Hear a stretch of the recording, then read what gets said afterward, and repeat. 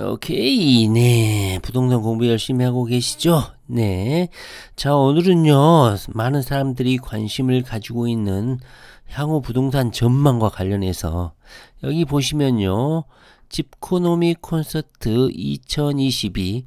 집코노미는요, 한국경제신문에서 현재 운영하고 있는 부동산 채널입니다. 뭐 조선일보의 뭐 땅집고라든가 매일경제신문 같은 경우는 뭐 매일경제 부동산 매불이죠. 매불이라고 각각 경제신문이나 언론사에서 부동산 채널을 운영하고 있는데요. 자, 한국경제에서 집코노미 콘서트를 어제 개최를 했습니다. 여기 보시면은 뭐 중장년층들 투자자들이 여기 또 참가하죠. 뭐 유료인지 무료인지는 모르겠는데 참 이런데 참가하시는 분들 보면 대단합니다. 제가 누누이 말씀드리지만 이런데 뭐 시간 남아 도시는 분들이면 모를까 가실 필요 없습니다. 이미 언론에 다 공개된 거 다시 한번 반복하는 수준이기 때문에 무슨 내밀한 정보를 얻을 수 있을까 해서 막 가는 분들이 있는데 다 씨알데기 없습니다. 자, 오늘 거기서 전문가라고 자칭 타칭하시는 분들의 의견 발표가 있어서 한번 참고사항으로 공부를 좀 해보려고 합니다. 여러분들도 이분들의 의견 한번 보시고 각자 향후 부동산 아파트 전망 각자 한번 해보시기 바랍니다. 자, 그 전에요, 2022년 상반기 때 부동산 전망을 하신 분들이 많았습니다.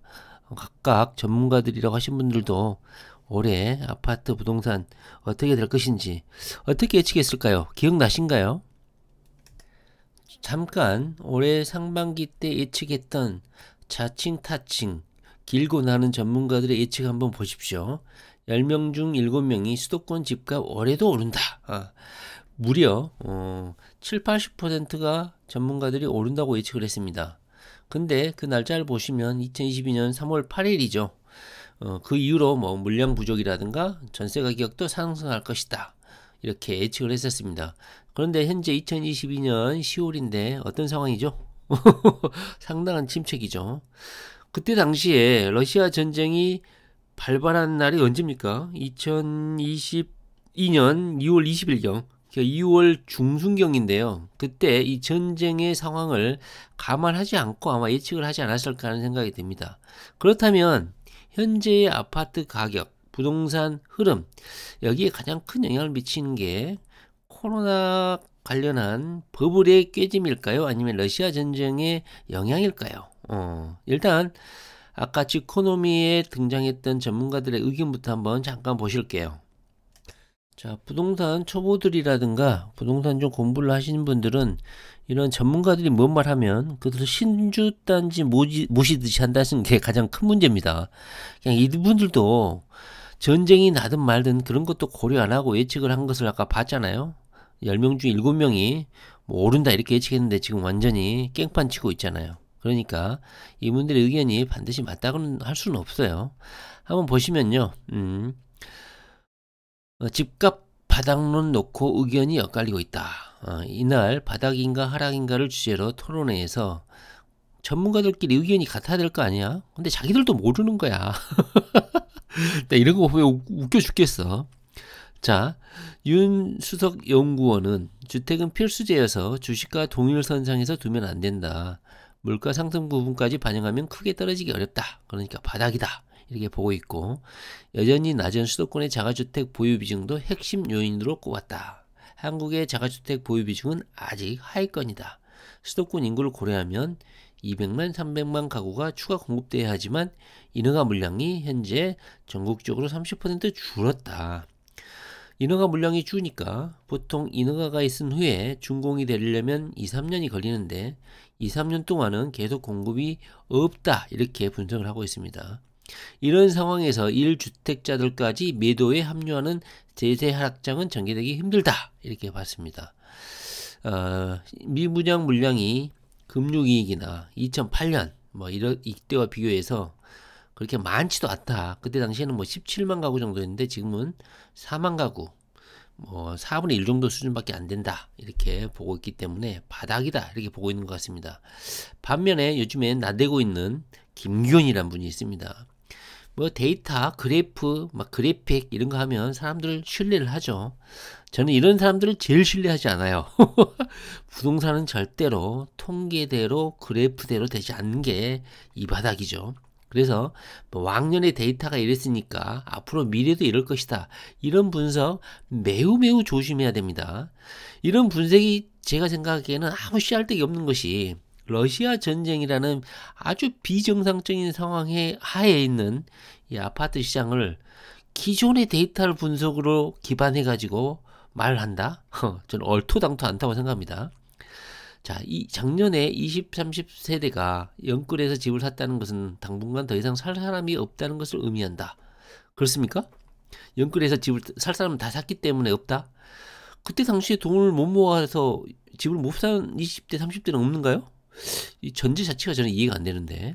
자, 현재 부동산 시장은 금융위기 때보다 통화량 대비 집값 거품이 더 많이 끼었고 거래량도 적다. 이건 당연한 것이죠. 현재 전쟁 났는데 누가 사?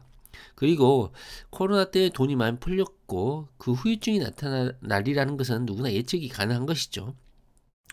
한국뿐만 아니라 세계적으로 집값이 폭락을 하고 있다. 서울은 40%, 전국은 30% 이상 거품이라고 봐야 한다. 아, 그런가요? 자, 정부가 대대적으로 세금 완화에 나서는 시점이 매수 타이밍이라고 조언했다. 이건 맞죠. 더 이상 정부가 세수, 그러니까 부동산으로부터 얻는 세수가 엄청난데 현재 거의 세금이 거치지 않고 있죠. 그렇기 때문에 현재 정부도 부동산 정책을 완화할 것인지 현재 예의주시하고 있다. 이런 보도가 잇따르고 있죠.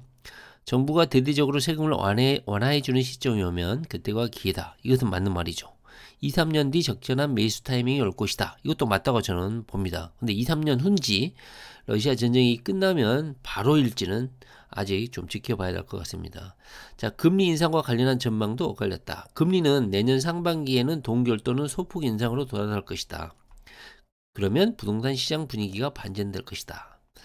그러자 우리 김 대표님께서는 금리를 내린다는 것은 경기 침체가 시작됐다는 더 안 좋은 신호다. 금리뿐 아니라 다른 부분도 안 좋아진다. 이것도 맞는 말이죠. 금리를 내린다는 것은 경기 상황이 안 좋기 때문에 금리를 내려서 방어한다는 뜻 아니겠습니까? 그렇기 때문에 뭐 경기 침체인 상황인 것은 맞죠. 그런데 지금까지 금리를 내리면 대부분 경기가 반등을 하게 됩니다. 이것도 뭐 전문가들임에도 의견이 갈린다는 게 참 신기하지 않습니까? 날고 긴다는 전문가들인데. 월세 가격이 주택시장의 예측 가늠자라는 의견도 있다. 우리 얼음공장 함태식 운영자도 유튜브 채널 운영자가 전문가로 등장하는 시대가 됐네요. 월세 가격이 한계치까지 치솟아 월세 수요가 전세나 매매 시장으로 다시 유입되는 시점에 시장이 정상화하고 가격도 반등할 것이다. 월세 수요가 전세나 매매 시장으로 다시 유입되는 시점. 그러니까 월세가 계속 오르면 엄청난 부담이 될 거 아니에요. 그런 월세자들이 다시 전세로 턴하거나 너무 월세로 나가는 돈이 많으니까 차라리 매매를 해서 이자를 내버리자. 이렇게 입장이 바뀌는 시점이 시장이 정상화되는 지점이다. 이렇게 보고 있네요. 다만 실수요자들이 감당할 수 있는 월세 가격 상한이 얼마인지 가늠하기 어렵다는 게 문제다. 이거 하나 말하는 소리를 하고 자빠졌네요. 자, 그 다음에 토지 투자의 달인으로 꼽히는 뭐 토지 투자의 달인이야. 자, 이분은 상가 전문가입니다. 어느 날 갑자기 땅 투자 관련해서 이야기를 하더니 땅 전문가로도 바뀌었어요. 참. 그리고 이번은 또 제가 한 말이죠. 보통 신도시나 물류 거점이 나들목 주변, IC 주변에 다양한 개발 호지와 규제 완화가 있으니까 거기 투자해라. 이 말은 제가 영상에서 종종 말씀드렸던 부분이죠. 제 주변 지인들도 대형차 정비소를 IC에 현재 두고 있습니다. 중요합니다. 우리 박정호 교수는 전국적으로 빈집 문제가 큰 사회 이슈로 대두할 것이다. 지역별 인구 변화 추이를 꼼꼼히 살펴본 뒤에 나서라. 금리가 치솟으면 수도권과 지방 고소득층과 서민 간 자산 양극화가 심해질 것이다. 하나 말하는 소리하고 자빠졌고요. 전국적으로 빈집은요. 빈집 통계 자체가 아주 현실성이 없다. 농가, 창고, 이상한 모든 주택까지 감안해서 빈집을 산정하기 때문에 우리 투자자들에게는 별로 쓸데기 없는 이슈다. 이렇게 보시면 될 것 같습니다.